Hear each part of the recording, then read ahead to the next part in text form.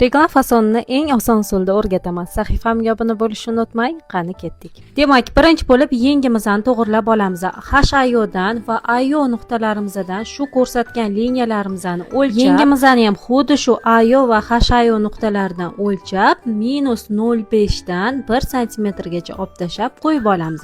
Va shu sentridan 8-10 sm pastga tushib, chiroyli qilib sayqallab olamiz, xuddi videoda ko'rsatilgandek. Va yengimizni ikki qismga bo'lib olamiz va bo'lib olganimizdan so'ng HIO va IO nuqtalariga nasechkamizni berib olamiz. Va tepa vytichkani yon tarafga ko'chirib olamiz va HIOni endi HIOga qo'yib, tepa qismidan 0.5-1 sm bir-biridan qochirib qo'yib olamiz va bo'yin o'yinisidan 3 sm ichkariga kirib, HIO nuqtasiga to'g'ri tutashtirib olamiz va shu liniyani to'g'ri o'rtasidan bo'lib 1 sm kirgizib, figurniy lineyka yordamida sayqallab olamiz va yelka qismini ham figurniy lineyka yordamida sayqallab ikkiga ajratib olamiz, videoda ko'rsatilgandek. Endi oldi qismini ham xuddi orqa qismiga o'xshatib bir xil qilib modellashtirib olamiz.